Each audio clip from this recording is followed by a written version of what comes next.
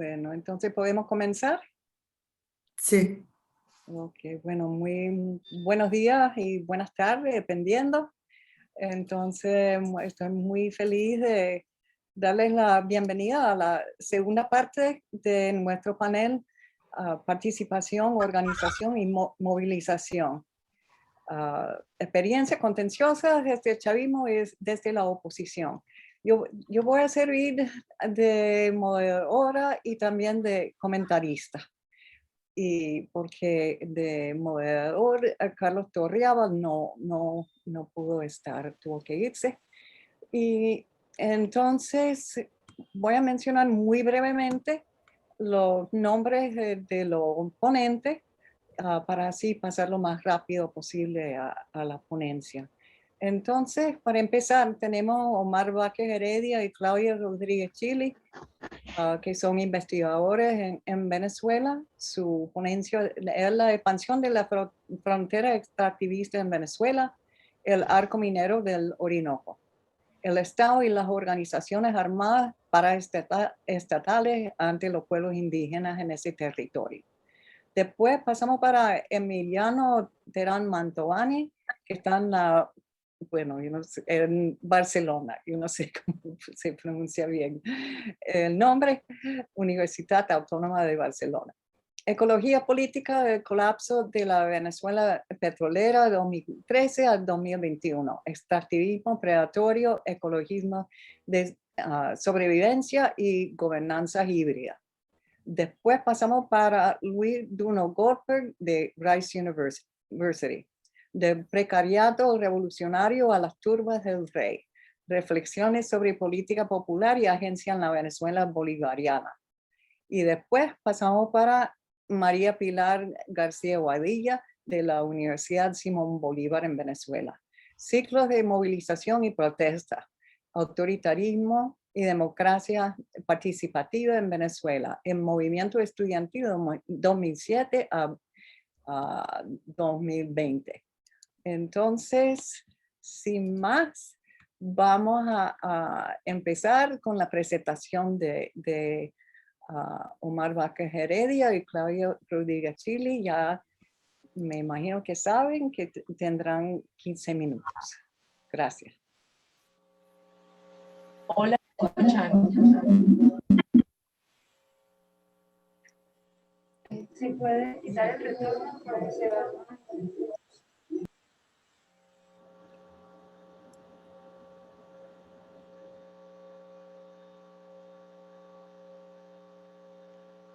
Claudia, ya pueden empezar. ¿Estás oyendo?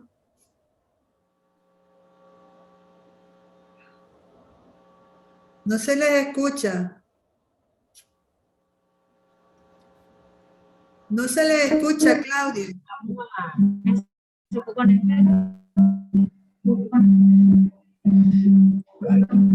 Ajá. Ok, estamos tratando de solucionarlo de la conexión. Estamos aquí en el directo. ¿Me escuchas? ¿Prefieres que empiece otra persona, a lo mejor, mientras tanto? Es preferible porque estamos incluso en el celular funcionando. Ah, no, ahí está. En la computadora.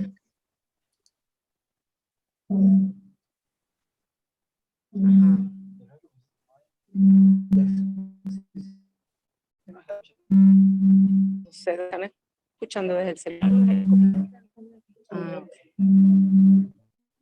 Y se oye, ese ruido extraño se oye en todos.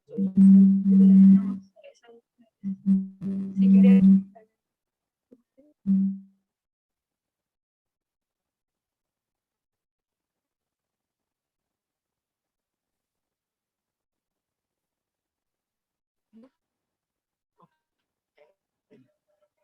Vamos a ver aquí con el audio desde la computadora o desde el celular. Esperemos que se sostenga a lo largo de la presentación. Bueno, nosotros vamos a presentar los resultados de una investigación que se realizó en 2020, que llevó por título Expansión de la frontera extractivista en Venezuela, el arco minero del Orinoco el Estado y las organizaciones paramilitares y paraestatales ante los pueblos indígenas en ese territorio.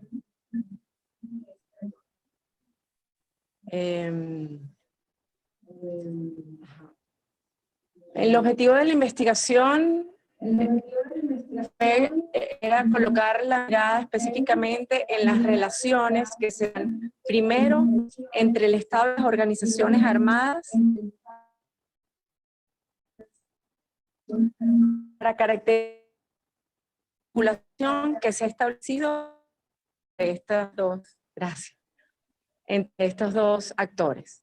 Luego, también poner la mirada en la relación entre el Estado y las organizaciones armadas y paraestatales y los pueblos indígenas asentados en la zona venezolana para caracterizar y describir las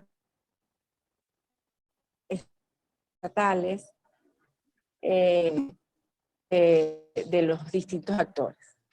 Entonces, bueno, eso nos quedamos de un inicio.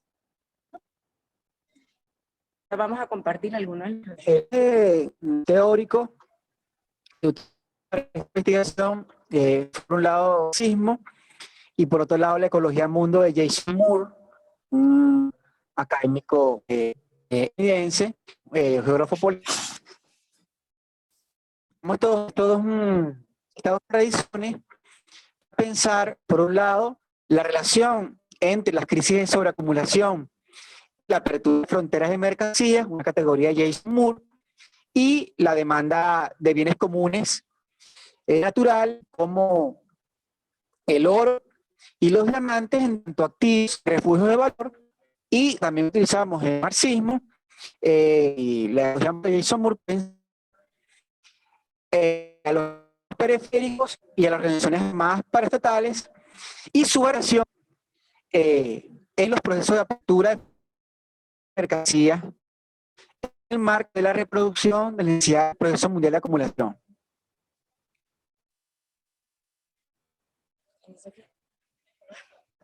La guía de abordaje metodológico que empleamos fue una metodología mixta, con métodos de recolección tanto cuantitativos como cualitativos, y hicimos un extenso arqueo bibliográfico y también hemográfico a lo largo de todos los años en los que desde que se está empleando, desde que se oficial el arco minero,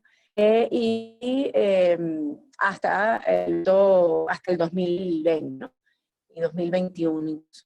El arqueo también puso una documentación estadística, un poco para contabilizar todo el asunto del oro, la valoración del mercado mundial del oro, y también, bueno, lo que tenía que ver con las estadísticas de los pueblos indígenas, por lo menos las oficiales, aunque lamentablemente no son las más actuales. También hicimos un arqueo de información de todas las investigaciones científicas, capítulos, libros, documentos propios de las organizaciones indígenas, artículos académicos sobre la minería, sobre el cominero. La verdad es que había una extensa información al recurrir y organizar a lo largo de todos estos años. Y nos enfocamos nos abocamos de manera a practicar entrevistas a profundidad a informantes claves.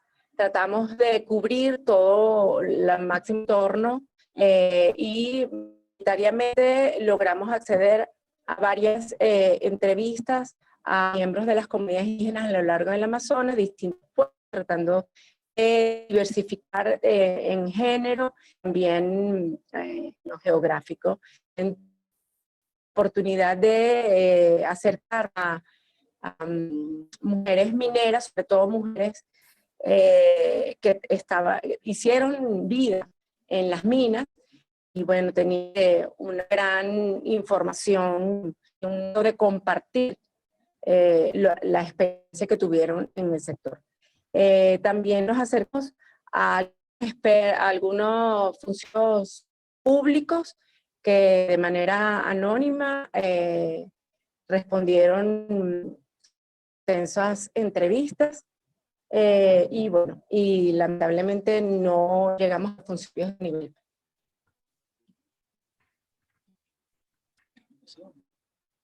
Bueno, llegamos rápidamente a las conclusiones de los hallazgos. La primera conclusión es que hay una relación tendencial entre la crisis y toda la acumulación de capital de la economía mundo, la inestabilidad monetaria actual y el aumento, reducción y demanda financiera de bienes como el oro. Es decir, desde el 2004 hasta 2020 se observa cómo los donde aumenta la demanda financiera de oro, hay un aumento del precio. Igualmente, cuando se reduce la demanda financiera de oro, reducción del precio de oro. Es decir, que crisis de sobreacumulación, la necesidad de refugiar capital excedentario en el oro, en un bien mineral, estacionando la demanda mundial de oro y los precios mundiales de oro. En ese sentido, por ejemplo, desde el 2004 a 2002 hubo un ascenso vertical, fue un declive hasta el 16, y después del 16 vuelve otro ascenso que explota, por ejemplo, en el 2020, con la demanda financiera muy alta por el tema de la pandemia. Entonces, primera conclusión es que la expansión de la minería aurífera y de diamantes al sur del Orinoco se da en el marco de la apertura de una frontera de mercancías vinculada a la intensificación de la naturaleza, porque el capitalismo caracterizado por las necesita como refugio de valor y como activo financiero bienes comunes como oro y diamantes ante la instabilidad monetaria y el capital excedentario. El segundo hallazgo y conclusión es que hay causas y contextos nacionales distintos para la creación del arco minero por Chávez en el 2011 y para su ejecución en el 2016. Muchas veces se olvida que el arco minero es creado por Chávez el 23 de agosto del 2011 con la creación del órgano del arco minero Orinoco. No es una creación de Maduro. Además, Chávez lo incluye de la patria, el arco minero Orinoco. Entonces, ahí vemos cómo hay dos contextos distintos. En el 2011 se crea el arco minero en el marco de diversificar la fuente activista ISA en medio del precio del petróleo y una extracción estable y un crecimiento económico. No había crisis. Es decir, se extraían $1.800.000 de petróleo, el precio del petróleo de la zona eran $100 de barril, aunque sí había premura por diversificar las fuentes extractivas de divisas por el autonombramiento del Estado que avanzó en esos últimos años del periodo de Chávez. En el 2016, cuando lo ejecuta Maduro, con la creación de desarrollo nacional, en febrero, ya sí hay una crisis. Un desplome del petróleo, hay 2 años de crisis económica, 2014-2015, hay un contexto distinto, hay un declive ya de la extracción petrolera que se acentúa posteriormente. Tercero, pensando la articulación entre Estado y organizaciones armadas paraestatales. Paraestatales incluimos a las bandas mineras, en algunos casos son llamados sindicatos mineros, y a las guerrillas colombianas. Lo organizamos, lo que nos conseguimos en la entrevista, en el análisis, fue que articulación física, primero, siempre la vi. ¿Por qué? Porque tanto el Estado como las Naciones Armadas paraestatales tienen un mismo objetivo, que es expandir la escala, es decir, pasar de una minería de menor escala extractiva, de pequeña minería, a una minería de escala y ampliar el territorio dedicado a la minería. Los dos tienen el mismo objetivo, es decir, una articulación estratégica. Pero hay un cambio temporal de ese tipo de articulación, ya no solo estratégica, sino del tipo de articulación orgánica, que se da entre el Estado y las Naciones Armadas paraestatales. Primero hubo una articulación orgánica con comando general, ¿Qué quiere decir esto? Las bandas mineras y guerrillas, las bandas mineras en Bolívar y las guerrillas en Amazonas se dedicaban a el control territorial de las minas. Y las autoridades solo tenían control de esa operación al nivel de comercialización. Esto con un conjunto de empresarios estaban vinculados a el exgobernador Ángel Gómez. O en Amazonas, con la entrega de parte de la ganancia minera al comando del SOI regional y a la gobernación, pero no había un control de la territorial. Por eso disputa, había una conflictividad muy grande, porque no hay un comando operativo. De 18 para acá, el gobierno, apremiado por la necesidad de mayor control de divisas, por la crisis económica iniciada en 2014 y agravada por sanciones en el 2017, hace un comando operativo. Y esto se observa con el ascenso de guerrilla colombiana de Amazonas a Bolívar y el desplazamiento de bandas mineras y la alianza con otras bandas mineras. Por ejemplo, hay un caso que nos relata una minera del desplazamiento de una banda en la mina La Gloria, en los alrededores de del Callao. La guerrilla, el ELN entra, hay el enfrentamiento, lo saca y después consolida a la Fuerza Armada en una operación conjunta. Lo mismo ocurre en el Callao, ya en el Callao, donde el gobierno hace una alianza con la banda minera del sindicato de los que llaman a lograr alianza donde hay asociación incluso con gobernaciones, la de Sucre, la de La Guaira, nos lo dicen en las entrevistas, y no ha logrado, ingresar, no ha logrado meter a la otra banda minera importante, que es el Tren de Agua, que es la de control de la zona del Perú, y ahí ha habido enfrentamientos que se están documentando en la investigación, cómo hay un cambio entre cómo se disputa contra una banda y cómo contra la otra.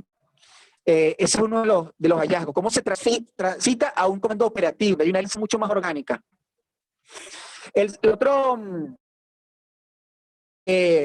La otra conclusión es que el Código Nacional, caracterizado por altos precios del oro y los diamantes y por la depauperación de las condiciones de vida de clase y grupos subalternos, en los últimos años, del 2014 para acá, ha estimulado que la política y la estrategia de las organizaciones armadas paraestatales sea fundamentalmente etnocida. Es decir, integrar a los pueblos indígenas como fuerza de trabajo, como cuerpo sexual como para el consumo sexual, o como creadores políticos comunitarios. Y esa estrategia, que fundamentalmente ha sido etnocida, también ha sido reforzada por violencia generalizada, por violencia puntual, con el asesinato de algunos dirigentes indígenas que se han opuesto, por presión coactiva de las Fuerzas Armadas, de bandas armadas paraestatales, la guerrilla colombiana está presente en el Bajo Caura, las bandas presentes en el norte de la Gran Sabana, y además incluida con medidas multiculturales. Por ejemplo, medidas multiculturales donde se hace una exaltación simbólica, el reconocimiento de los pueblos indígenas, bueno, la autopista aquí, Huaycaipuro, la recuperación de la piedra cueca, pero más allá de esa medida, en realidad el territorio está siendo colonizado y conquistado y colonizado para entregarlo para la explotación extractivista. Y por último, esto sí lo va a hacer la compañera que fue la que desarrolló ese punto. Bueno, teniendo en claro cuál ha sido la estrategia y la relación entre el Estado y los grupos paramilitares, también, bueno, ahí está clara cuál es la respuesta que han tenido los pueblos indígenas ante esta avalancha, no solamente en concreto en el terreno, sino también a toda la política multicultural o multiculturalista que pretende como asimilar lo indígena como un accesorio, ¿no? Y que finalmente lo que ha profundizado ha sido la condición de subalternidad de los pueblos indígenas ante todo este mecanismo de acumulación de capitales, que no es algo nuevo, sino que con la apertura del arco minero ha significado una intensificación, incluso en un tiempo mucho más corto que cualquier otra política precedente extractivista, ¿no? Entonces, la respuesta que los pueblos indígenas pueden tener ante esa avalancha está clara, que es esta condición subsumidos en una relación de poder subalterna, donde, bueno, como acaba de decir mi compañero, la fuerza de trabajo está totalmente asimilada a la lógica de acumulación de capital, y también los cuerpos han sido para el consumo sexual. En el caso particular de las mujeres, lo hemos tenido bastante, bueno, lo vivimos como en la piel, y los operadores, y también usando la mano de obra como operadores políticos comunitarios. Ha sido como la respuesta más evidente de los pueblos indígenas. Sin embargo, también incluso Francisco Javier hizo alusión en su presentación, ha habido unas respuestas que también pueden, de acuerdo a las categorías de Massimo Modonesi, catalogarse como antagónicas, porque han presentado conflictos de territorio ante la presencia del Estado y de los cuerpos paramilitares y bueno, y sindicatos y esto, ¿no? Entonces, en el caso concreto, por ejemplo, la experiencia del pueblo Pemón, vemos cómo en del Consejo de Caciques Generales, a través de distintos pronunciamientos, comunicados, ruedas de prensa incluso, se han presentado como con una actitud antagónica y de confrontación ante esta avalancha, ¿no? Sin embargo, ese conflicto, Claudia, que presenta, no sé si me oye, ante el Estado y los cuerpos paramilitares e irregulares, se mantiene dentro de un conflicto que nosotros denominamos como materialidad del territorio, donde básicamente no contrapone a las necesidades de acumulación del proceso mundial de capital, donde el pueblo indígena, digamos, o el Consejo de Caciques, podemos hablar en general con el pueblo, digamos que entra en conflicto sobre la manera en quién capitaliza la explotación del recurso. Sin embargo, también vimos otra respuesta incipiente, que no deja de ser igualmente antagónica y también se mantiene en nivel de subalternidad, pero tiene rasgos de autonomía. El conflicto más bien, que podríamos más bien definir como socioambiental, que es el que plantearon los pueblos yecuanas en el Bajo Caura, que a diferencia de los Pemón, sí alucían a una confrontación, un antagonismo en cuanto a tener más autonomía sobre sus pueblos, y en confrontación como respetando aún más, de forma más armoniosa con la naturaleza. Era como lo que sus comunicados y las entrevistas que hicimos, sobre todo a una compañera yeguana mujer, que es una líder de su comunidad. Entonces, esos son los tipos de... Sí, bueno, un punto, por ejemplo, en el caso del pueblo Pemón, claro, del Consejo de Caciques General del pueblo Pemón, muy claro, porque el Consejo de Caciques acordó el cobro de tasas en oro por sobre el aeropuerto de Santa Ana de Guayaquil. Y ahí se ve cómo hay una articulación. Hay políticas que hemos sugerido, que podemos sugerir para el sur del Orinoco, para poder paliar esta situación, ¿no? Por un lado, una salida podría ser, para empezar, tendría que ser la derogación de los decretos y la creación del arco minero. Habría que empezar por ahí.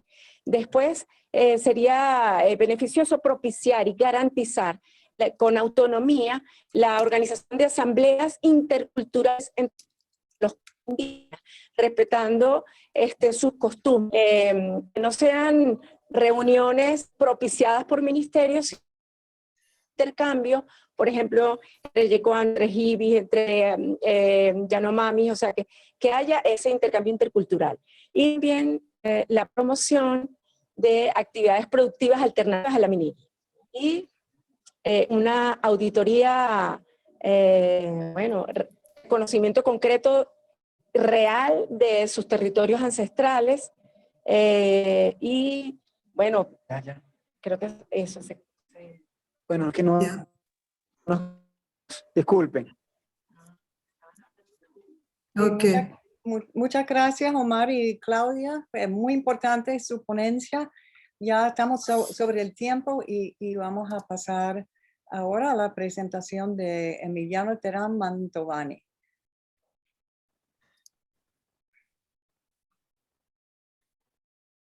Si pueden cerrar la pantalla, por favor. Gracias. Buenos días. Para confirmar que se me oye bien y que se ve la pantalla compartida. Sí, ¿Sí? se ve. Bueno, primero que todo, muchas gracias y saludos a toda la audiencia, a los compañeros del panel y bueno, celebrar el espacio de debate que nos hacen falta este tipo de espacio, dirían, de forma más permanente. Para ir al grano, por cuestiones del corto tiempo, quisiera compartirles, bueno, algunos insumos de lo que todavía es la tesis doctoral en desarrollo, digamos quizás por la vastedad de la data que se ha recogido, voy a solamente a compartir algunos resultados y sobre todo resaltar algunas hipótesis que me parecen las centrales desde mi perspectiva, o algunas de las centrales para el debate actual, ¿no? Bueno, ahí está un poco lo que les comentaba. El trabajo intenta además hacer una continuidad del análisis del caso venezolano del extractivismo, mirando evidentemente las dinámicas en la distribución ecológica, ¿no? Las dinámicas conflictivas y la configuración del extractivismo, ¿no? En el caso particular, sin poder profundizar mucho más, decir que hay una configuración quizás muy poco estudiada. Yo he podido publicar un par de trabajos sobre esto, de la configuración en la cual el petroestado no solo creó una economía política o una política en sí misma, sino un ecorégimen, un régimen ambiental que digamos que configuró una particular manera de relacionamiento con la naturaleza y de tratamiento de la conflictividad socioambiental. Sin poder profundizar mucho en esto, aunque hubo continuidades en el proceso bolivariano y algunas rupturas, lo que me interesa, o el escenario sobre el que me interesa poner el ojo, es un nuevo escenario que se configura con el colapso histórico de la Venezuela petrolera, ¿no? Así que configura, que crea unas nuevas condiciones radicalmente diferentes a las que habíamos visto hasta el momento. Me parece, por cierto, además, algo crucial, me parece crucial un debate, digamos, todas estas experiencias que hemos discutido, tanto en la primera tanda como la de ahora, están desarrollándose en el marco de una crisis sin precedentes, yo diría sui generis en el mundo, y necesitamos evidentemente afinar un debate sobre la caracterización de esta crisis. En el caso de lo que estoy viendo y mirando, me interesa comprender cómo el colapso del petroestado y del conjunto de la nación petrolera centenaria ha abierto un nuevo escenario ecológico en la distribución, en las disputas y las lecturas en torno a la naturaleza, profundamente conflictivo, profundamente violento, por decirlo de una manera, y que, por cierto, muchas de las unidades de análisis que hemos venido utilizando por un largo tiempo no nos están sirviendo para comprender este preciso y particular escenario. Yo insistiría que son estas dimensiones socioecológicas poco consideradas en el conjunto tanto del análisis en la literatura académica como en la discusión política, pero son constitutivas, ¿no? No solo es un tema importante, sino que es constitutiva del propio proceso de la crisis. Basada en este marco, ¿no?, que apenas solo pude mencionar, el registro la data sobre la que se plantean los resultados de este análisis, de esta ecología política del colapso del petroestado venezolano, se basó en un registro de 80 conflictos socioambientales a escala nacional, basado además en una metodología centrada en la ecología política comparativa, ¿no? Y en los análisis multiescalares. Se incorpora elementos de la economía política, de la ecología política y de la geografía política también. Y evidentemente tiene como interés hacer análisis de múltiples escalas para tratar de entender las tendencias de las disputas en la distribución ecológica que se están desarrollando en la actual crisis venezolana. Esto implica que además de tratar de entender aspectos subjetivos y políticos de, digamos, los diversos actores que están en disputa en cada caso, también hay dinámicas centradas en la racionalidad de los commodities y en la racionalidad de procesos de territorialización. Muy determinantes, por cierto, ante el colapso del petroestado. Cada caso, pudiésemos decir, es un mundo. Cada caso nos ha arrojado una riqueza de insumos para pensar y repensar, inclusive en relación a aspectos teóricos. Apenas pudiese mencionar que el oro es el commodity más conflictivo y sobre el que se genera más violencia en el país, que la minería es la actividad más conflictiva también, inclusive tanto cualitativa como cuantitativamente hablando, y que es algo que ya quizás estamos viendo con más claridad. Las zonas fronterizas se han vuelto unas fronteras calientes, y no es poca cosa por un elemento que les voy a compartir en breve, pero el colapso del petroestado, el colapso de la renta, que no era poca cosa porque era el principal mecanismo de mediación social, política y económico de Venezuela o de la Venezuela petrolera, y el colapso de las instituciones estatales, nos han abierto un escenario en que básicamente todos los commodities están en disputa. Absolutamente todos los commodities.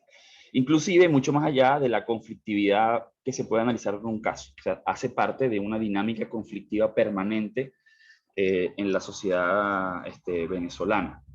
Apenas podría mencionar, por ejemplo, brevemente ejemplos vinculados, por ejemplo, a tramas de violencia en relación a la palma aceitera en el sur del lago de Maracaibo, o la relación, por ejemplo, entre corrupción y agua, que pudiésemos verla no solo en cuestiones que ya sabemos de mercados negros de agua, sino, por ejemplo, en el caso de la lucha por la defensa de la represa de los Quediches, la manera en la cual sectores militares de la zona desvían ríos para el usufructo personal, o casos en los cuales vemos disputas por los desechos o vertederos inclusive. Pudiésemos hablar inclusive de mafias que se enriquecen por control de vertederos a lo largo del país, ¿no? Hay toda, digamos, una especie de constelación de disputas en torno a los commodities, a la naturaleza y a los recursos, que están siendo absolutamente constitutivos y definidores del desarrollo de la crisis actual.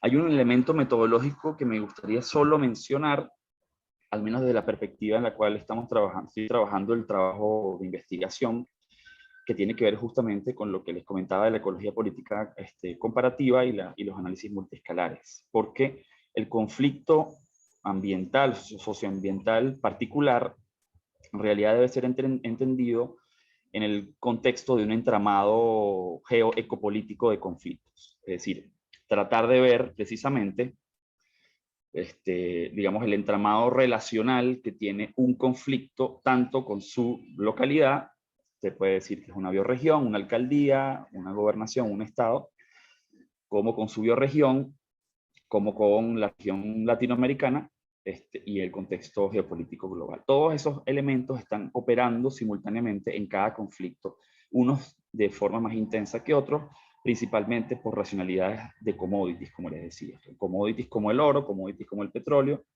commodities como la palma aceitera, commodities como los diamantes, tienen una incidencia multiescalar muy alta. Un otro elemento que me gustaría ya mencionar directamente en relación quizás a resultados, digamos, de cómo esta cartografía de la ecología política de la crisis venezolana muestra tendencias y patrones en muchos sentidos muy preocupantes. Me refiero primero a las estructuras de poder antes de hablar de las movilizaciones sociales. Lo que tenemos ya evidentemente es una debacle de la gobernanza petrolera. Tiene que ver, si ustedes quieren, con toda la literatura de la política de los petroestados, aunque insistiría, un análisis de los regímenes ambientales de los petroestados han sido muy escasos, aunque han existido, y ante el colapso de la renta se está generando esta radicalización de las lógicas de apropiación de la naturaleza. El entramado donde se generan estos conflictos es que ante el derrumbe de la economía formal, prácticamente colapsada, lo que tenemos es la multiplicación de economías informales o informalizadas, economías ilícitas, que tienen también diversas expresiones, y economías de sobrevivencia. Pudiésemos llamarlas economías de sobrevivencia en la medida en la cual personas, comunidades, buscan sobrevivir en el día a día. Estas son economías que existen y que se articulan de maneras muy diferenciadas en una política extractivista que está presente en la política del Estado, que también es un Estado profundamente fragmentado, pero también en la forma en la cual se ejerce la política en los territorios, que puede estar más allá del Estado. Lo que se ha configurado es una fase predatoria del extractivismo, en las cuales estas lógicas de rapiña y saqueo se han vuelto un elemento transversal en las dinámicas de conflictividad socioecológica y de apropiación por los recursos.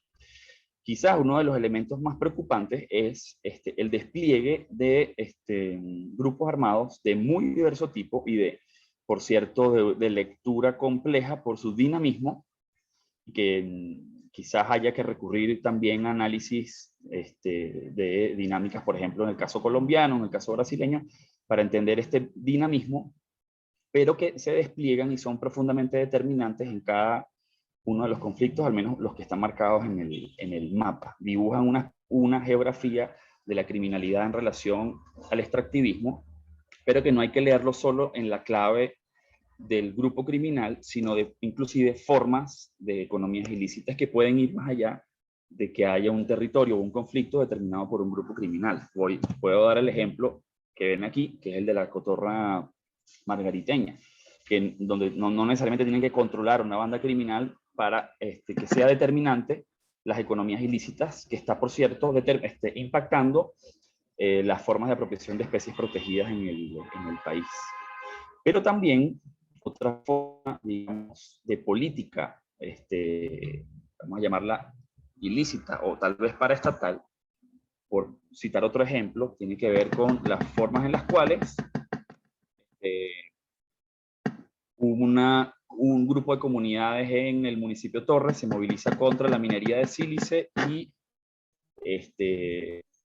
y en sus movilizaciones aparece la presencia de grupos encapuchados, armados, sin que ellos puedan tener una idea de su procedencia, pero tiene un impacto en la movilización, merma la movilización. Esas son, digamos, una especie de entramados en relación a esto.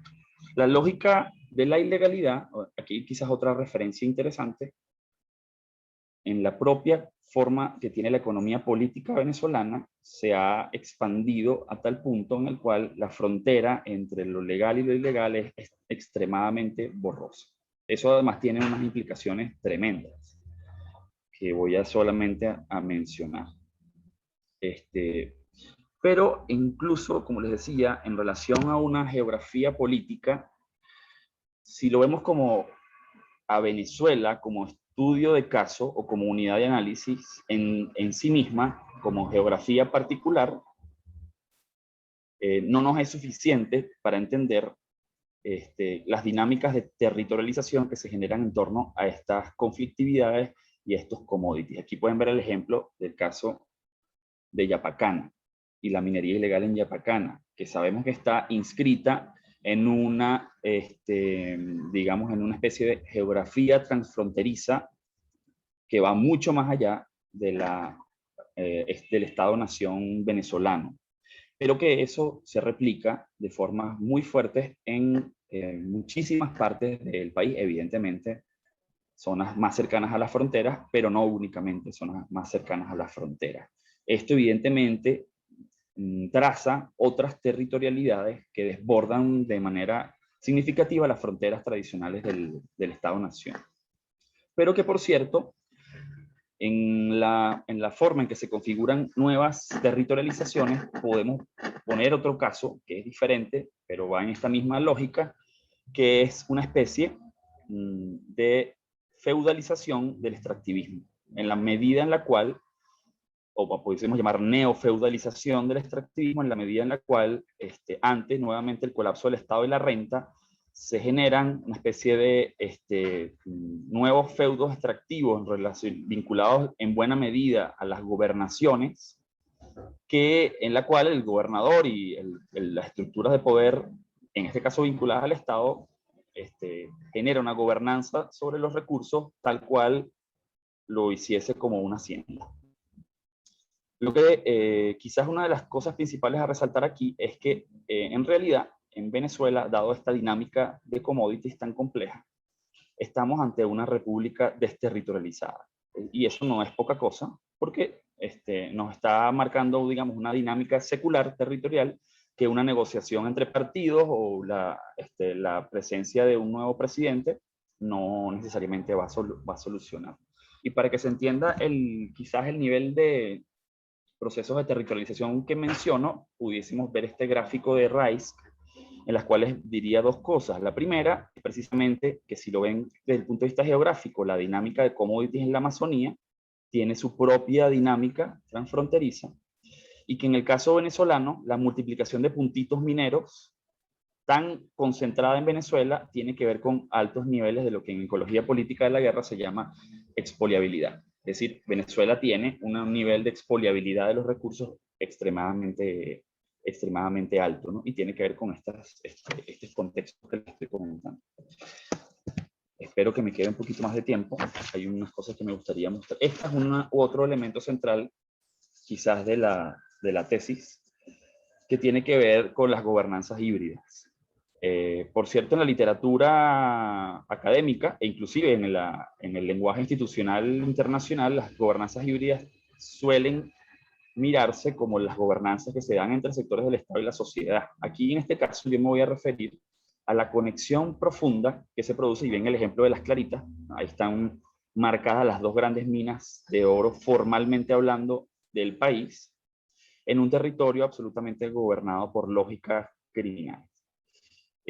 La cuestión de la articulación entre sectores de la legalidad con sectores de la ilegalidad, me parece importante entenderla ya no como fronteras puras, o en la medida en la cual vemos al Estado como lo legal, sino la medida en la cual se configuran gobernanzas híbridas. Estas gobernanzas híbridas son extremadamente complejas, movibles, en ese sentido difíciles de caracterizar por su movilidad, y están marcando esta dinámica de commodities y recursos y de conflictos ambientales en todo el país.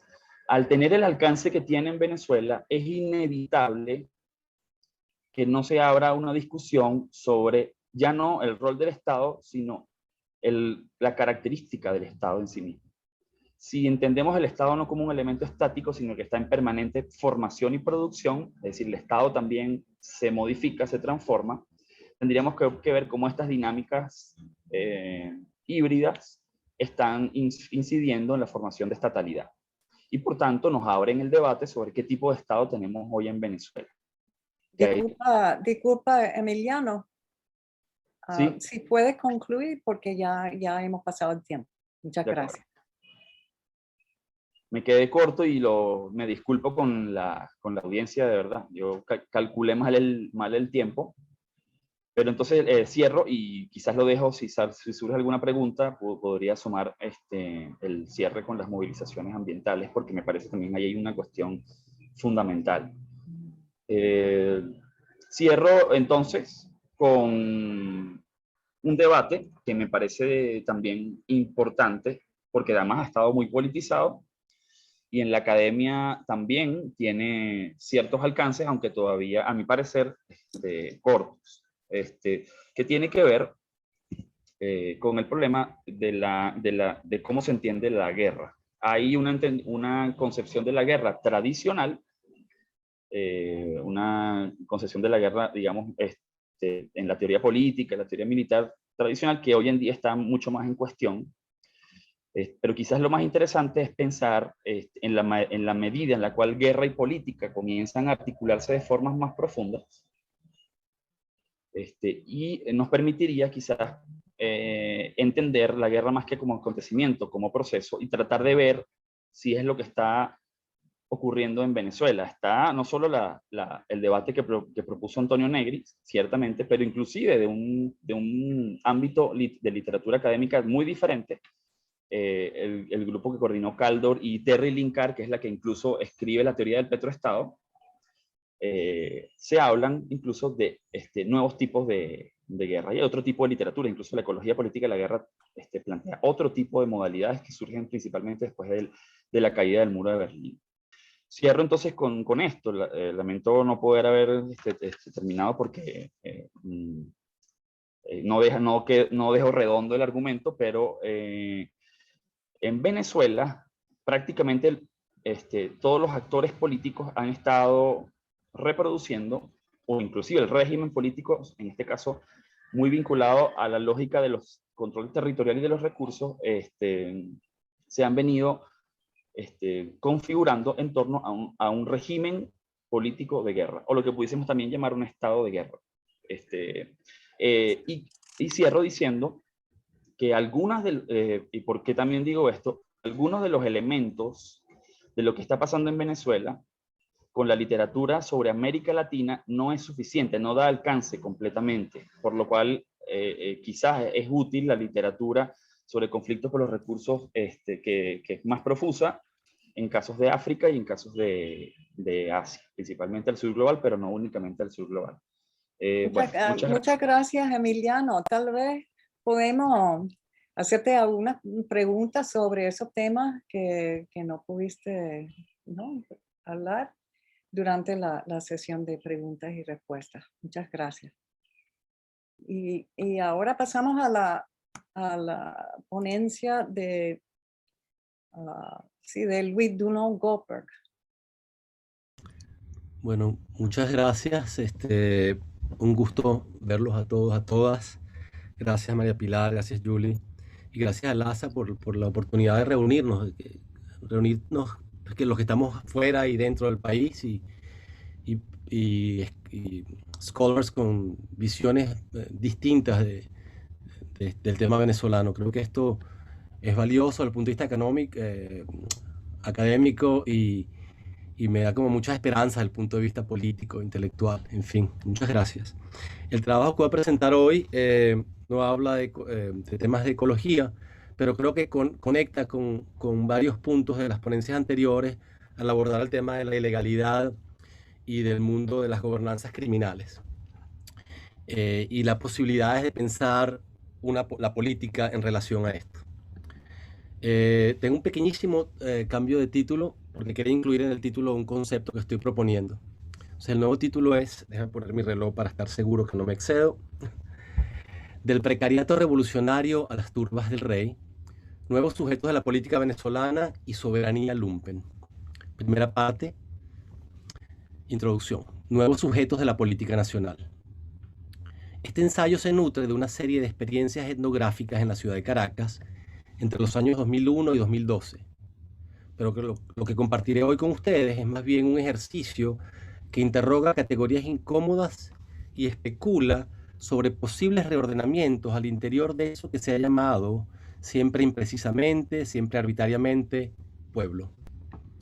Estas páginas son también parte de un trabajo inconcluso y acaso imposible sobre lo que yo llamaría movimientos sociales precarios o movimientos sociales lumpéricos.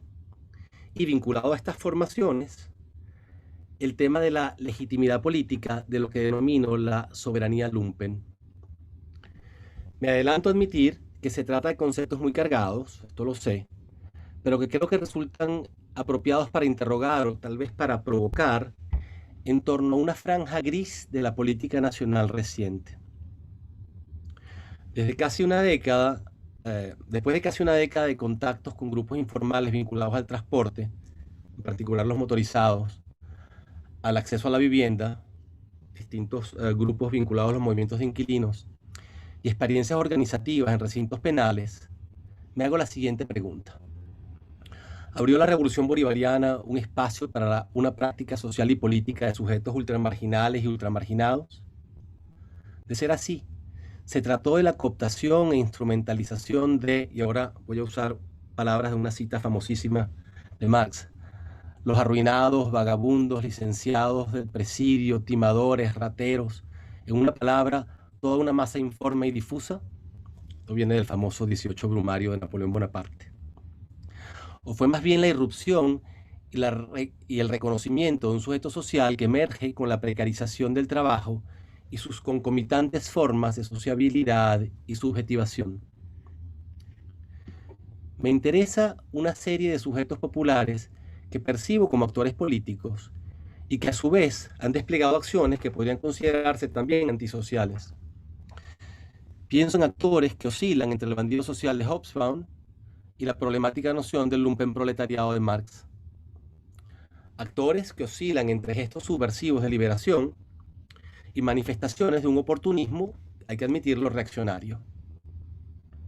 Se trata de entender prácticas que expresan una política reivindicadora, popular e incluso revolucionaria, así como un accionar opresivo, explotador y conservador a veces, desde abajo. El ejercicio que propongo pareciera situarse en la polaridad de Marx y Bakunin, pero tal cosa sería una simplificación anacrónica. Ninguno de ellos conoció la actual precarización del trabajo, ni mucho menos su existencia en un petroestado caribeño colapsado. Una de mis tesis es que el nuevo sujeto lumpérico de la política adquirió protagonismo en cierto momento del proceso bolivariano, encontrándose a sí mismo al margen. El Estado intentó capturar y administrar el surplus de potencia política. Los sujetos, por otro lado, agencian su voluntad por el control del territorio y el acceso a los recursos. O sea, quizá una tensión. Este compás parece haberse cerrado con un Estado que, aunque profundamente disfuncional, intenta reclamar su rol soberano.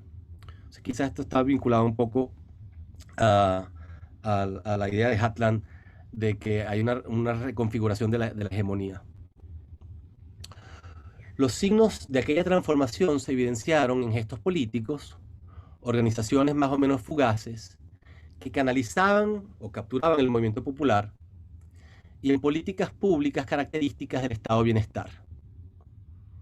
Se hizo evidente, sobre todo, con la inclusión de actores vinculados a la informalidad, al subempleo y al mundo de lo radicalmente marginado.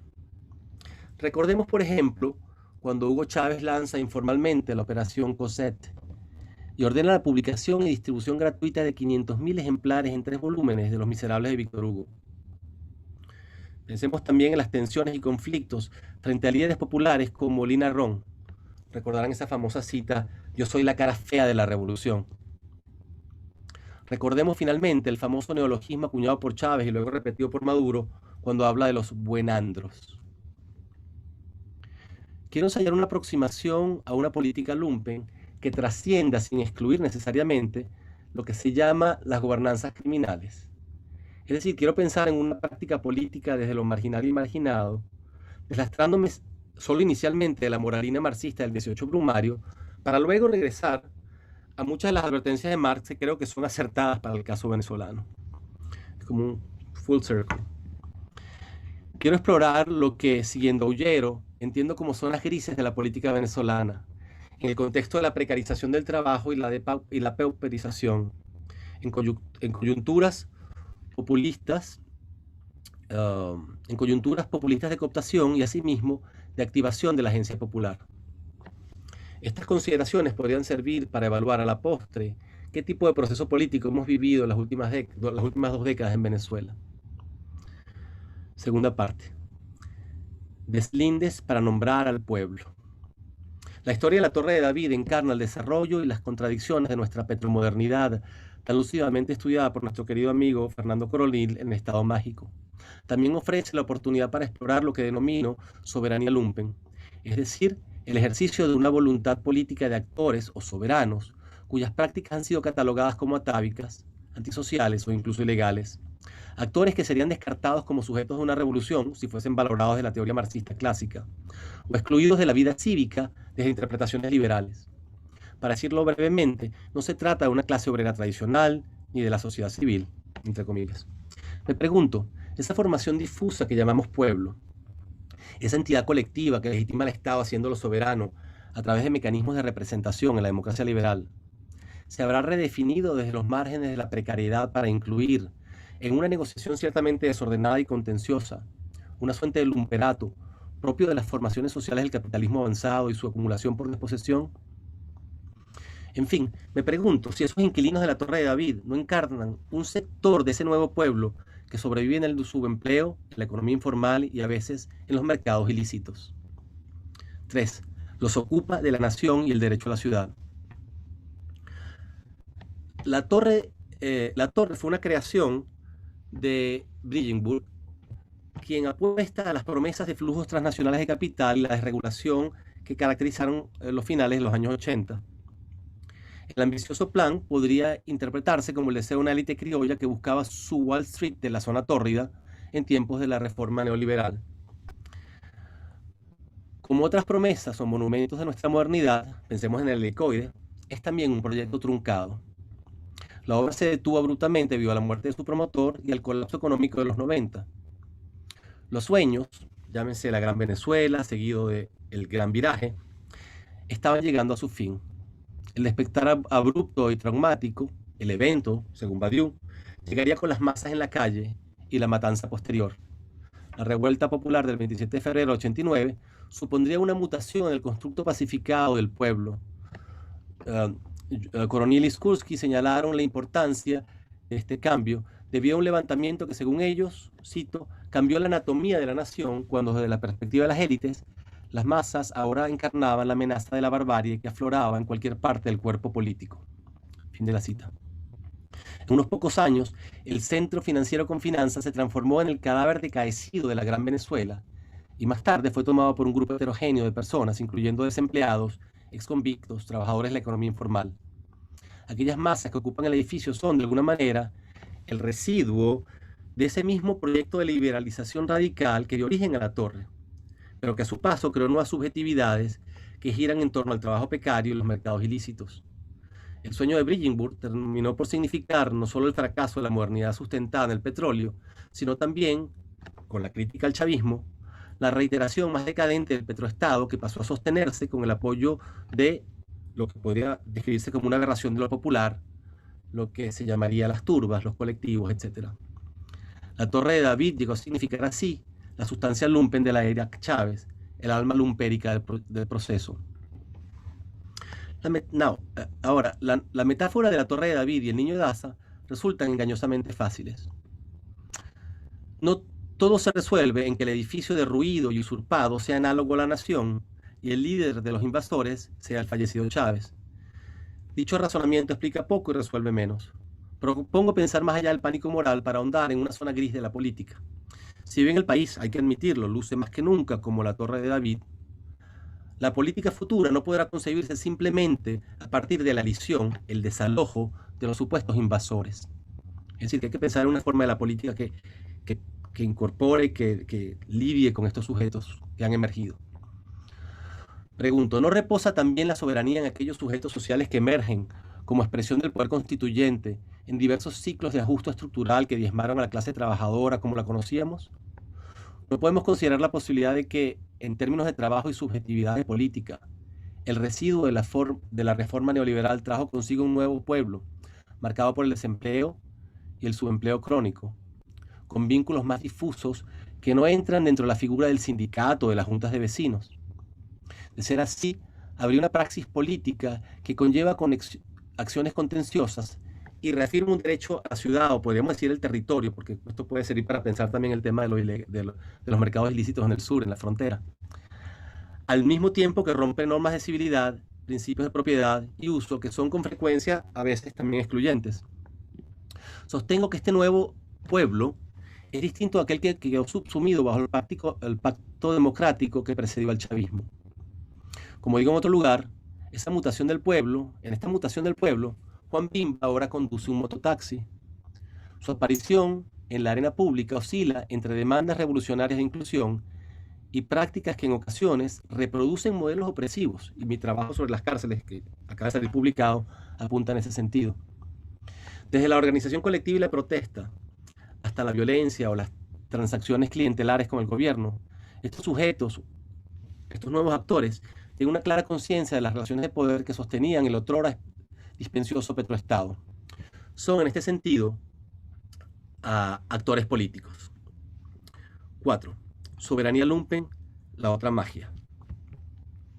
El famoso libro de Kantorovich, The King, Two Bodies, es un buen ejemplo de un punto de partida para rastrear el desplazamiento de la autoridad política del monarca al pueblo, y dentro de mi argumento, del pueblo cobijado o apaciguado por el estado de bienestar al precariato. El autor explica que en una concepción cristianocéntrica de la monarquía, modelada dentro de la lógica de la encarnación, las dos naturalezas del Hijo de Dios se transfieren al Rey, que tiene su propio cuerpo mortal y su cuerpo sublime. La naturaleza trascendental del segundo cuerpo adquiere una legitimidad y resistencia cuasi divinas que sustentan la autoridad monárquica a lo largo de generaciones. El cuerpo natural del rey muere, mientras el cuerpo político perdura. La transición de la soberanía popular conlleva un nuevo desplazamiento a raíz de la Revolución Francesa y, como explica Eric Santer, engloba una larga lucha por reconstituir la fisiología del cuerpo político a lo largo del XIX. El pueblo, en teoría, se convierte en portador de la soberanía y asume la dignidad del príncipe. A su vez, la democracia liberal pretende reconocer la pluralidad de actores heterogéneos, soberanos o el poder constituyente, a través de la articulación de un proyecto hegemónico de Estado, el poder constituido. La legitimidad se sustenta así en mecanismos de captura que captura el excedente de poder de lo popular. Aquí radica, por supuesto, todas las críticas que se han hecho recientes de la poshegemonía, ¿no? Y lo que ve como un efecto neutralizador del Estado y el populismo. No podemos ignorar la crítica extensísima y muy en boga actualmente al concepto de soberanía, que viene desde Arendt, Foucault, más reciente a Agamben y Nancy. Todos ellos nos advierten de la peligrosa ficción de un macrosujeto unitario, esa construcción opresiva del pueblo como uno. Pero si vuelvo a estas fuentes es para recordar que el poder no existe en una lucha, existe solo en una lucha dinámica. Me pregunto, ¿será posible pensar más allá de la poderosa máquina de captura populista? Y sobre todo, ¿qué sucede cuando la máquina de captura se vuelca hacia clases depauperadas, hacia lo que es lumpérico? ¿Qué pasa cuando el lumpen interpela al Estado con demandas? ¿O cuando controla territorios? ¿Puede el lumpen devenir un actor político más allá del oportunismo y la cooptación, algo rechazado por Marx, pero aceptado por Bakunin y luego Fanon? ¿O es simplemente que el Estado se vuelve lumpérico, un Estado malandro? Y cuando el Estado involucra a ese tipo de sujeto marginado, ¿está simplemente capturando la fuerza que deriva de su violencia perepolítica en aras de instituir un estado de excepción? ¿O está respondiendo a un acto de soberanía que surge desde los márgenes? Se trata, más cerca de Fanon que de Bakunin, creo que la segunda posibilidad se ha expresado en algunos momentos en la lucha por la representación política de nuevos sujetos que tratan de superar la vulnerabilidad del empleo precario, la falta de vivienda y la exclusión. Sin embargo, mis propias experiencias, de tipo más bien etnográfico, con ciertos grupos sociales, sugieren que también, y aquí regreso a Marx, como Marx advertía, estos sujetos pueden desplegar actitudes francamente reaccionarias y opresivas. Es lo que he encontrado, por ejemplo, en las cárceles de Venezuela y entre ciertos grupos que ocupan propiedades. El Estado mágico sigue sustentándose en la lógica extractivista y rentista, pero ahora apela también a otro poder, a otro tipo de poder constituyente. La fuente de su autoridad descansa en la inclusión desigual y acaso exclusivamente simbólica de una clase depauperada, el pueblo precarizado o, en los extremos, lumperizado. La legitimación soberana es dialógica y contenciosa.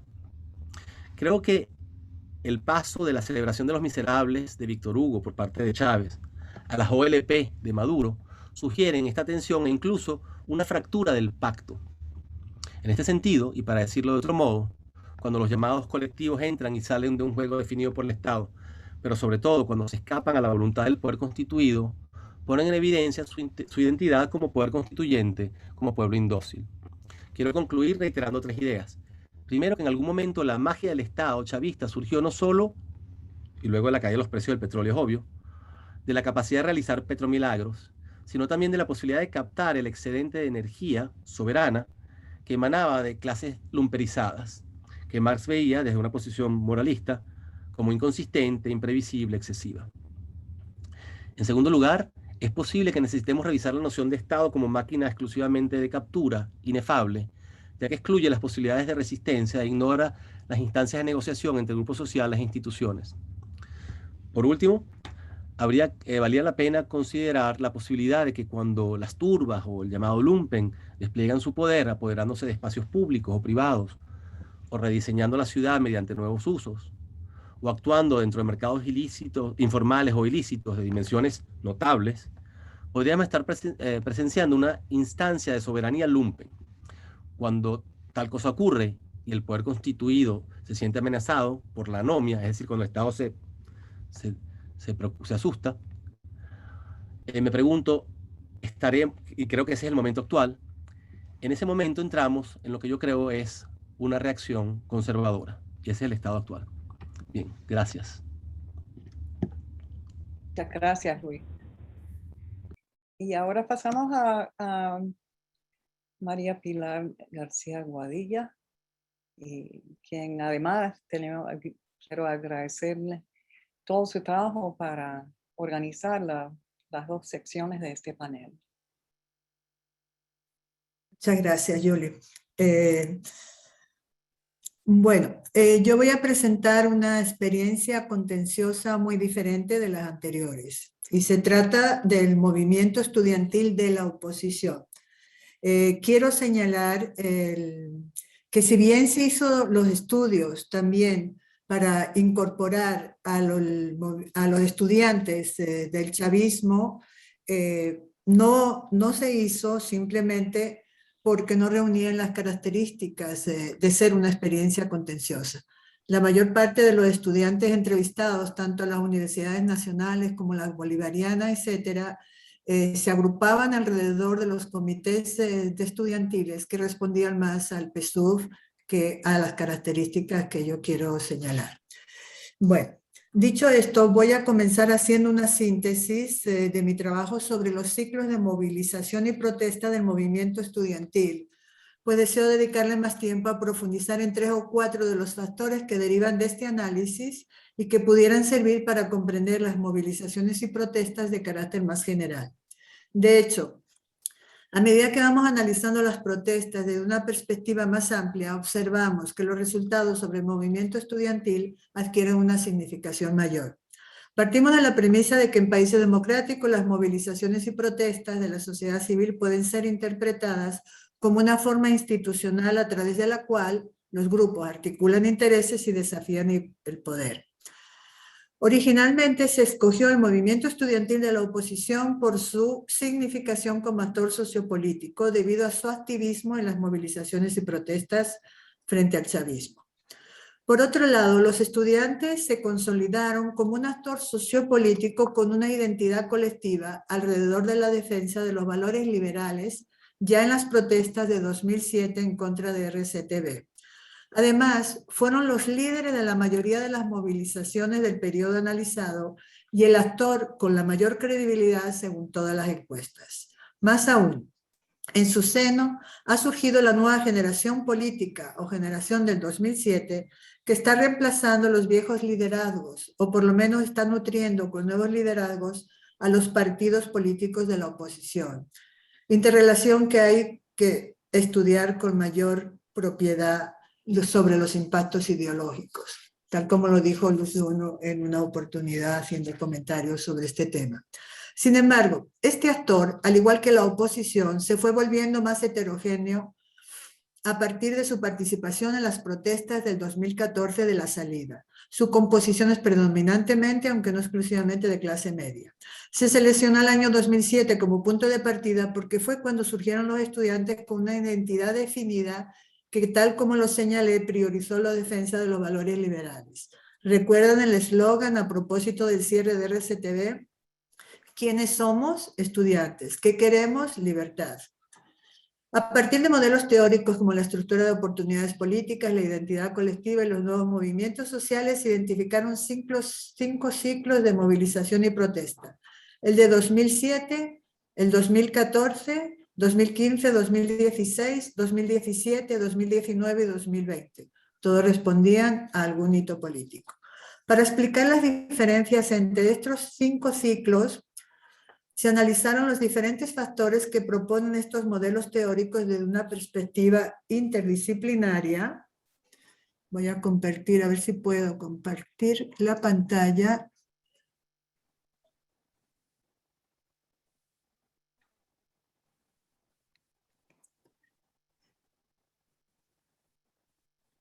Y aquí tenemos, creo que lo estoy... Disculpe, está en Word, es el problema. Entonces, a partir de esos factores que llamaríamos condicionantes, se hicieron la comparación entre esos 5 ciclos de protesta, donde encontramos, por ejemplo, uno de ellos, muy importante, los objetivos, en qué medida eran institucionales o insurgentes, en qué medida el sistema político estaba abierto o cerrado, en qué medida la oposición era una oposición leal o desleal, qué nivel de integración con otras fuerzas existían, empresarios, sindicatos, iglesia, ONG, qué tipo de articulación, si existía o no entre los partidos políticos y cómo era, si era de manera autónoma o subordinada, si había homogeneidad o no de intereses o valores compartidos, si las estrategias eran estrategias pacíficas o violentas, si había una identidad fuerte o débil, si había una articulación con los sectores populares y qué tipo de articulación había, si había el control o no de los medios de comunicación, si había, cómo eran los recursos organizacionales y de poder, el costo de la movilización, la legitimidad societal del actor que se movilizaba y la legitimidad política, el nivel de institucionalidad, la fuerza numérica y la fuerza simbólica. Es decir, hubo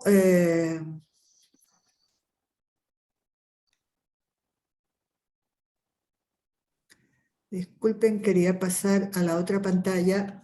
A partir de estas características, se fueron, pues, analíticamente se definieron 3 dimensiones para cada uno de estos factores, de manera de ponderar el peso que tenían en cada ciclo y con respecto a los demás factores.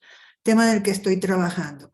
Lo que sí quiero señalar es que la mayoría de estos factores son significativos para poder explicar la naturaleza de cada uno de esos ciclos.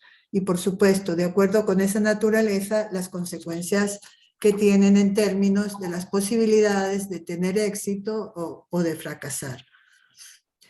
Puesto que aún estoy trabajando en este tema, en el resto del tiempo voy a focalizarme en 4 de los factores que considero más significativos porque tienen un alcance que trasciende las protestas estudiantiles. El primero es la apertura o el cerramiento del sistema político a la participación. Un sistema político abierto es uno de los principales incentivos para la acción colectiva.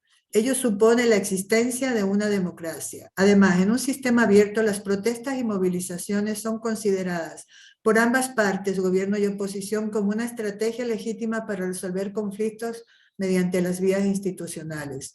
Por el contrario, el cerramiento del sistema político debido a procesos de desdemocratización, autocratización, desestimulan las movilizaciones, sobre todo en condiciones de alta fragmentación de los actores involucrados, diferencias sobre estrategias a seguir, articulación subordinada autónoma de los actores, diferencias en los objetivos que se persiguen, los elevados costos de la represión, etc.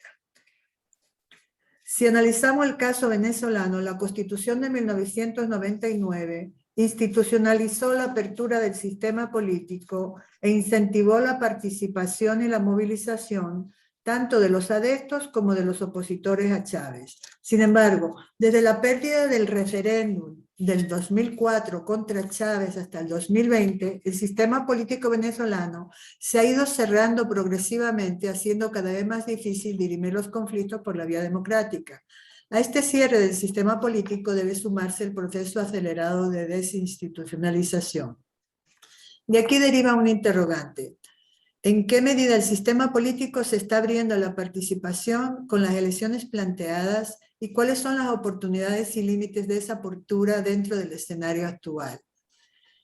Señalo esta gran interrogante porque, tal como lo dije, la apertura del sistema político es una condición sine qua non para poder llegar a una resolución del conflicto. El segundo factor a tomar en cuenta es que desde el principio del gobierno de Chávez, la mayoría de la oposición se conformó con una identidad política polarizada, oposición versus gobierno, definiendo al otro, en este caso al gobierno, no como un interlocutor válido con quien se podía dialogar, sino como el enemigo a quien había que excluir y eliminar.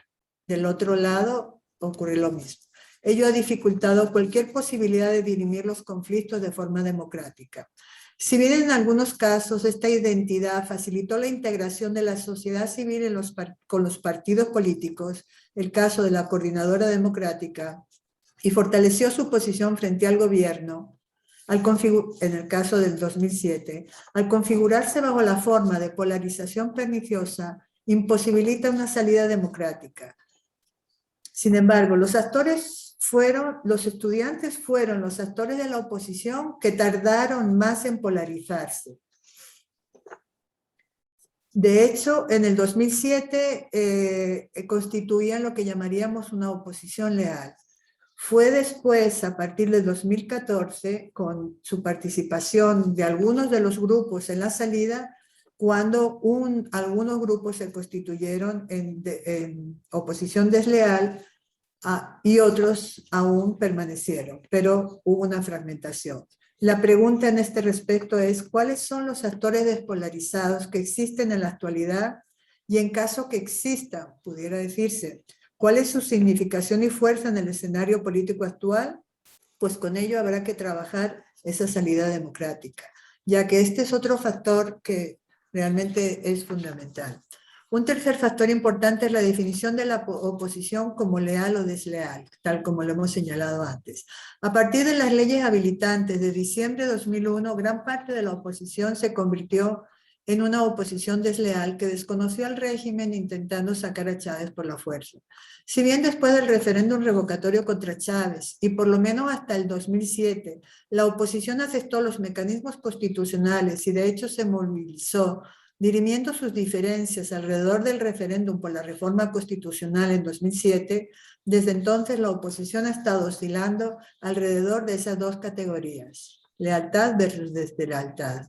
A ello han contribuido también, obviamente, las acciones y políticas del gobierno. En la actualidad, y a pesar de algunos intentos internacionales por desbloquear el sistema político, este permanece cerrado. Y además existe alta fragmentación y dificultad de articular a los actores de la oposición. Si a estos actores les sumamos la grave crisis humanitaria y de sobrevivencia, cuya resolución individual se ha convertido en una prioridad, se entenderá el porqué algunos grupos de la oposición intentan abrir el espacio electoral en vez del espacio de las movilizaciones y protestas que se ha casi desmovilizado. Ello como estrategia para integrar a una oposición fragmentada y ganar fuerza. Queda por verse si la mayoría de la oposición, que es sumamente heterogénea, acepta esta ruta y se transforma en una oposición leal. Un último factor es la elevada fragmentación de los partidos políticos de la oposición, la falta de articulación o la articulación subordinada, no autónoma, entre los partidos políticos y la sociedad civil, así como la no vinculación con los sectores populares, todo lo cual incide en las dificultades para sumar fuerzas en sus demandas a través de las protestas y movilizaciones. Las alianzas entre actores son necesarias para acumular fuerza, pero no se trata de cualquier alianza. La misma debe ser desde una posición de autonomía de cada actor y no de subordinación, pues esta última debilita la alianza. Tal fue el caso, por ejemplo, de la Coordinadora Democrática, donde los partidos estuvieron subordinados a la sociedad civil. Tal fue el caso de la propia MUT, donde la sociedad civil no tuvo mucha voz ni nada que hacer. Quizás en el Frente Amplio se intentó hacer una relación más pareja, pero el Frente Amplio tuvo poca significación. Por otro lado, las alianzas deben ser plurales también desde el punto de vista social y no solo político, y deben incluir a todos los sectores. Una debilidad de la oposición ha sido descuidar la importancia de los sectores populares. Si bien en algunos casos, sobre todo en las grandes ciudades, pudieron incorporar a una gran parte de estos sectores, en el medio rural no ha sido así. Las protestas de las comunidades rurales y pequeños poblados del año 2020 reflejan un patrón de espontaneidad que no se ha canalizado políticamente y que nada tiene que ver con la agenda política de la oposición. Y termino con una gran pregunta. ¿Cómo incorporar a estos sectores en una agenda común que no sea solo de la oposición, que no sea a través del Plan País, que realmente pueda incorporar las demandas que todos estos sectores tienen? Muchas gracias.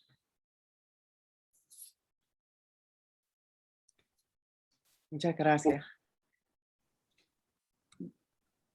Bueno, entonces creo que con el deseo de tener tiempo para la discusión, voy a presentar mi comentario. Yo creo que no me presenté, soy Julie Skursky, doy clases de antropología en CUNY, la Universidad de la Ciudad de Nueva York, en el Centro Graduado. Y entonces, tal vez si puede cambiar, María Pilar, la pantalla. Lo que estoy, ok. Ajá. Perdón. Gracias. Y entonces, ok. Bueno, entonces paso a mi comentario. Siento que no pude realmente incorporar un comentario sobre la ponencia tan interesante de Emiliano Terán Mantovani, porque la escuché ahora, pero está sumamente relacionado con dos de las otras ponencias. Entonces, bueno, de nuevo, muchas gracias por la invitación y sobre todo a María Pilar Guadilla. Y Gracias. me alegra. ¿Cómo? Gracias a ti por estar con nosotros. Gracias. Y entonces, bueno, me alegra poder compartir ideas con investigadores de una realidad que es tan cambiante y compleja. Y estos trabajos están marcados por su esfuerzo de acercarse a la realidad con preguntas que dejan un espacio para la revisión y la fundamentación, en vez de imponer esquemas abstractos. Nos ofrecen un reto tanto intelectual como ético. Y no sé por qué, no sé si ven mi imagen. No sé, ustedes pueden ver mi imagen porque yo no la veo. No se ve. No se ve, no se ve. Qué curioso. Yo también tuve problemas. Yo puse speaker. A ver. No compartir pantalla. No, yo no tengo nada que compartir. Nada más quería cambiar como antes. Speaker. Y no sale nada. Bueno, no quiero perder el tiempo con eso si alguien sabe cómo cambiar eso. Entonces, pasando a la ponencia de María Pilar García, ella examina los esfuerzos de la oposición de protestar por vía del movimiento estudiantil el autoritarismo del régimen bolivariano en nombre de la democracia, entendida como la democracia liberal. Estas protestas se distinguen de las que se han organizado en muchos países en contra del neoliberalismo. Yo por lo menos trato de recordarme de vez en cuando el argumento del teórico Stuart Hall, que dice que el neoliberalismo no es una sola cosa ni es un actor. Las protestas en Venezuela, plantea esta ponencia, se han definido como expresión legítima del derecho a la democracia participativa establecido en la Constitución, organizadas en contra del proyecto de promoción económica estatal y de la redistribución del ingreso bolivariano. Plantea que la nueva Constitución intentó vincular la democracia con la ampliación de derechos socioeconómicos y con la inclusión de sectores marginados a la plena ciudadanía. A la vez, abrió el camino para que sectores de la oposición sacaran de ese contexto el derecho a la participación democrática y se opusieran a los cambios socioeconómicos y el llamado autoritarismo de izquierda, sin aclarar su propia agenda socioeconómica. Entonces, bueno, sí, se cambió la imagen, por lo menos. Entonces, el trabajo plantea que los estudiantes universitarios en el periodo estudiado se aliaron con partidos tradicionales y defendieron los principios de la democracia liberal por su condición de clase media y por sentirse amenazados por el énfasis en los derechos socioeconómicos del proyecto bolivariano. A través de la doble militancia de los dirigentes estudiantiles en los partidos políticos y en los centros estudiantiles, participaron en ciclos de creciente conflictividad y violencia, lo cual detalla con mucho cuidado. Mi pregunta tiene que ver con los cambios en la composición social de los universitarios y en las instituciones universitarias también, después de la aplicación violenta de políticas de ajuste económico, empezando en los años 80. Cosa a que se refirió la ponencia de Luis Duno también. Es posible ver al sujeto estudiante en interacción con su contexto social cambiante y no presentarlo como un constante. En este periodo, ¿cuáles son las representaciones discursivas de los estudiantes, de su posición en la jerarquía racializada que marca distinciones sociales en Venezuela y de su capacidad de dirigir la sociedad? Son preguntas que tengo. Como planteó Aníbal Quijano en su teoría de la colonialidad del poder, las clases sociales en América Latina tienen color. En Venezuela se ha mantenido la ideología de la democracia racial, llamado el café con leche, el mestizaje, opacando el reconocimiento de la racialización de relaciones económicas y sociales. Y la continuidad de conceptos coloniales del poder y del derecho a dirigir la sociedad. Concepto que cual yo creo que la ponencia sobre el arco minero también hacen referencia. En cierto sentido, puede parecer difícil incorporar al análisis la perspectiva de la racialización en relación al espacio y las instituciones, ahora que el discurso oficial chavista ha incorporado de una manera superficial una supuesta valorización de figuras indígenas y afro-venezolanas, y se han apropiado de la terminología de la descolonización. Pero ese es otro tema. Creo que con más razón es importante incorporar al análisis preguntas sobre la intersección de conceptos de color, raza, etnia, género y clase social, entre otros. La ponencia de Luis Duno Goldberg y su trabajo relacionado se prestan a este tipo de perspectiva. Él analiza el cambiante concepto de pueblo, que históricamente ha sido objeto de lucha por definirlo y por afirmar el derecho a representarlo. A plantear que con el desbaratamiento de la clase obrera existente y con los ajustes estructurales emergió un nuevo pueblo, plantea, ya ni sumiso ni pacificado. Y con eso abre el camino a la discusión de sus múltiples y contradictorias expresiones, parecido a lo que argumentó en un momento Yolanda Salas en cuanto al nuevo corte de los malandros en el panteón de María Leonza. El pueblo, plantea Luis Duno, ya no es un solo actor ni sujeto. Ya ha tenido momentos de organización y manifestaciones de poder. Este argumento pone en cuestión el poder del Estado petrolero y su concentración unificadora del poder. Ahora, el planteamiento del lumperiato o el lumpen a mí me parece difícil de aplicar en Venezuela.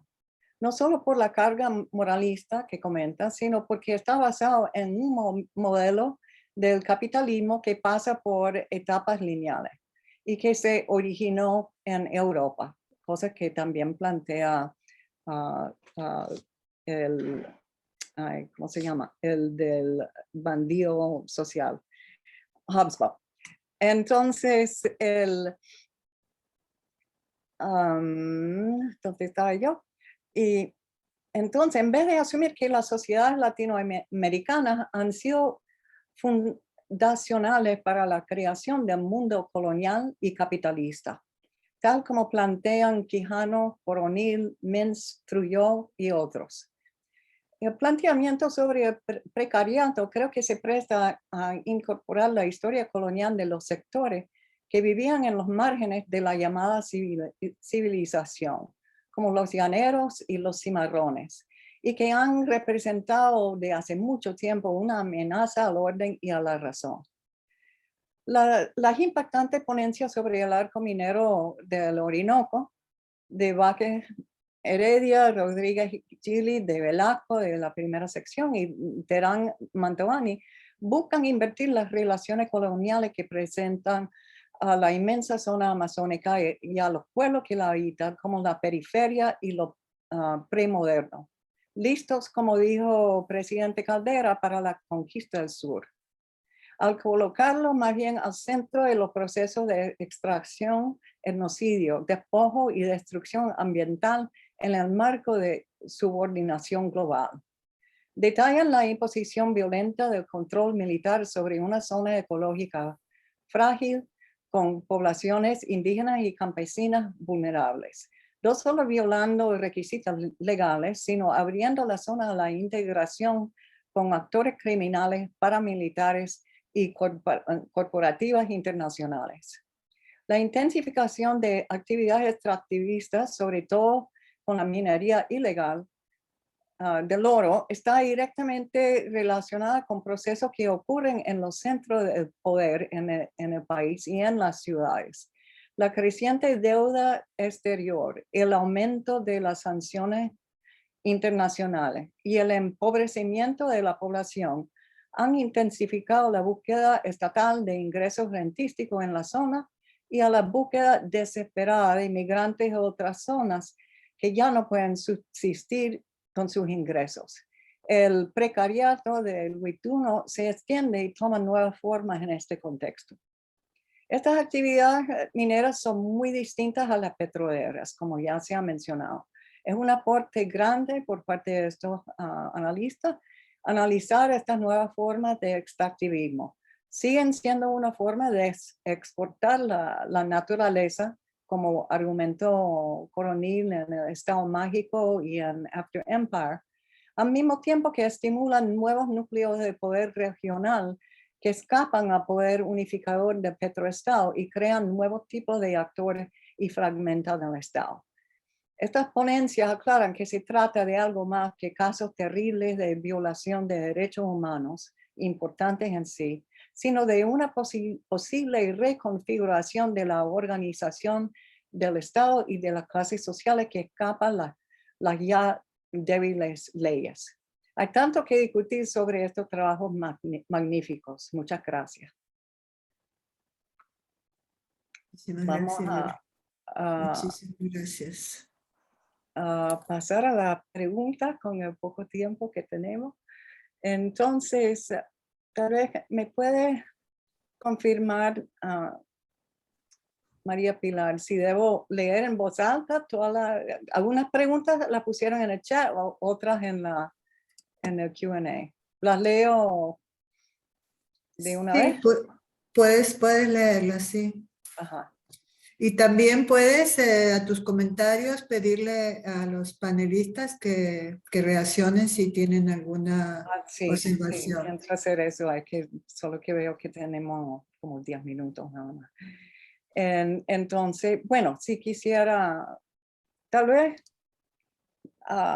sacar la pregunta y entonces que cada uno de ustedes decidan si quieren contestar algo de lo que yo planteé o pasar a la pregunta, eso según su decisión. Entonces, una pregunta tanto para Omar y Claudia como para Emiliano. se pudiera afirmar que la relación entre los grupos armados irregulares y el aparato militar del Estado es de prestación de servicios, trabajan en las zonas grises y realizan labores que el Estado no quiere ejecutar directamente. Hay cierta relación de subordinación, ¿cómo lo ven? Entonces siento que tengo que apurarme tanto, pero entonces eso fue de Kermar Ávila. Yoleti Braco pregunta para Luis I, ¿hasta qué punto la tensión entre cooptación y legitimación es una falsa dicotomía? Dicho de otra manera y pidiéndote casi un ejercicio de ciencia ficción, ¿cómo se pudiera dar una legitimación pública y desde el Estado de actores organizados y subalternos, sin que esto implique que el Estado luego coopte, ya sea porque orienta, encausa o coordina dichos esfuerzos organizativos? Pregunto esto desde un interés tanto académico como político. Bueno, tengo que seguir. Yo también quisiera plantear a Emiliano, si tiene tiempo, de mencionar la cuestión del tema, más bien de los movimientos ecológicos, que no le dio tiempo. Entonces, parece que a Luis I quieren que si puede poner el link del estudio de las cárceles. Entonces, Samuel Sotillo felicita a todos y para Luis I. Me preocupa lo que pareciera cierta tendencia antiprogresista en su propuesta de idealización de ese lumpen, en la cual en lugar de proponer la necesidad de mejorar la situación material, se aboga por una suerte de gentrificación ideológica. El caso de la Torre de David sería un ejemplo, porque es diferente verlo desde afuera que vivir allí bajo esas condiciones terribles de precariedad. En ese caso, no se corre el riesgo de que su propuesta se pueda interpretar como una excusa para la incompetencia del proyecto chavista, que no fue capaz de resolver esa precariedad, sino empeorarla. No era el objetivo del socialismo de Marx mejorar las condiciones materiales del sujeto humano, particularmente lo excluido. En lugar de idealizar su condición precaria originaria, no era la idea original que bajo el socialismo el lumpen dejara de ser lumpen. Yo quisiera agregar que a lo mejor usted lo conoce, hay un video muy interesante sobre la comunidad que se formaron dentro de la Torre de David, hecha por la cineasta venezolana Irene Sosa, y presenta una perspectiva muy distinta a la del periodista tipo imperial John Anderson. Y finalmente, Carmen Bastida le pregunta a todos, al mostrar que el mundo académico trasciende amenazas y ofrece oportunidades para el análisis de todo tipo de peligro y precariedad que alientan la esperanza para encontrar soluciones de todo tipo de problemas infrahumanos. Bueno, entonces lo dejo a los panelistas. Tal vez, no sé si quién quiere hablar primero. Tienen que ser breves. Tenemos como 6 minutos. Se escucha. Con respecto a la relación entre aparato militar y las organizaciones armadas paraestatales, en la actualidad hay una relación de enfrentamiento, fundamentalmente en el caso de la banda que controla el sector minero del Perú del Callao, que es el Tren de Aragua. Hay un enfrentamiento abierto con eso. Al contrario, con el resto, el Tren de Guayana, después de un enfrentamiento, hay una relación más de subordinación, e igual con el ELN, que ha subido desde Bolívar. Hay una relación de cooperación, pero al final hay un comando operativo militar del aparato del aparato del Estado, pues. En la operación que le comentaba, entra el ELN primero, hace el enfrentamiento y después el aparato militar consolida. Hay una relación donde lo que nos dicen algunos actores entrevistados es que es más fácil para el Estado que ese trabajo concreto de soberanía territorial, de cumplimiento de unas normas, de mantenimiento del orden en la mina, sea cumplido por el aparato, la organización armada paraestatal, en el medio del cumplimiento, del medio del despojo también, despojo a pueblos indígenas, a mineros, a pequeños mineros, y que esa banda posteriormente le entrega en una cantidad de gramas a el aparato militar y civil en oro. Pero además el aparato militar crea las condiciones de posibilidad de toda la operación porque permite el acceso a esa zona de logística necesaria, gasolina, mercurio, de explosivos, y bueno, y todo lo que se necesita para disculpa, Omar, sí. De verdad nos quedan 4 minutos y son muy estrictos, nos cortan, ¿no? Entonces, vamos a darle un chance a los otros, ¿no? Que contesten, y también se me quedó fuera una de las preguntas de Atenea Jiménez para Luis Duno. ¿Qué opinas de las disputas intersujetos lumpen, los colectivos megabandas y las tensiones entre colectivos y el Estado gobierno partido? Tal vez podemos pasar un minutico a Luis Duno. Voy a ser rapidísimo, voy a hablar en un minuto, así que me disculpan la simplificación de las respuestas. Yoletis, tienes toda la razón, esa dinámica entre cooptación y legitimación del poder en el Estado es un dilema irresoluble. El Estado va a tratar de capturar el surplus de legitimidad que da el pueblo dentro de las democracias liberales. Tienes razón. El comentario de Sotillo, espero no parecer como estar celebrando de manera naive el tema del lumperato. De hecho, dije que no era el modelo de Bakunin quien lo hacía. Más bien estoy describiendo la emergencia de nuevos sujetos de la política, dadas las transformaciones sociales que acontecen en Venezuela a partir de los 80. La política no se puede hacer en torno a sindicatos, obreros que trabajan en fábricas. Eso no existe en Venezuela. ¿Qué haces tú con la gente que trabaja, por ejemplo, en esas minas? ¿Qué haces tú con la gente que participa en los mercados ilícitos, que forman una gran parte de la economía venezolana ahora? ¿Qué tipo de política se hace con esa realidad? ¿Es deseable o no? No lo creo que sea deseable, pero eso es lo que existe, ¿no? Por eso decía que la metáfora de la Torre de David, no sé si no se resuelve el problema con desalojar a esa gente, desalojarlo del país.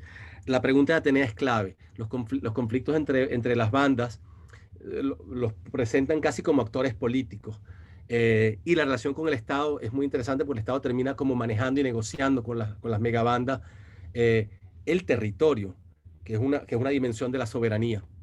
Entonces creo que el tema estoy todavía trabajando este concepto que estoy proponiendo, soberanía lumpen, pero creo que es fundamental el tema de las megabandas y las negociaciones con el Estado hablan de eso, del poder en relación con la soberanía y también sus acciones en una dimensión política que puede ser, en este caso, reaccionaria. Lo dejo allí. Bueno, muchas gracias, Luis. Ya me han avisado que ya van a cerrar. Me da muchísima pena no poder seguir esta discusión tan interesante ni poder darle la palabra a los otros que no han hablado. Pero muchas gracias, fueron muy interesantes y además de suma importancia. Y gracias a María Pilar García y todos los demás que han participado. De todas formas, pueden poner las preguntas en el chat para que queden y eso se les puede después enviar a todos ustedes. ¿Ok? Muchísimas gracias, Julie, por tu participación y a todos los asistentes también y los ponentes, ¿no? Desafortunadamente quedaron muchas, pero bueno, eso es bueno siempre en un panel. Gracias. A todos. Gracias, Julie, gracias. Gracias, María Pilar. Gracias a todos ustedes. Creo que nos van a desconectar. Sí, sí me dijeron.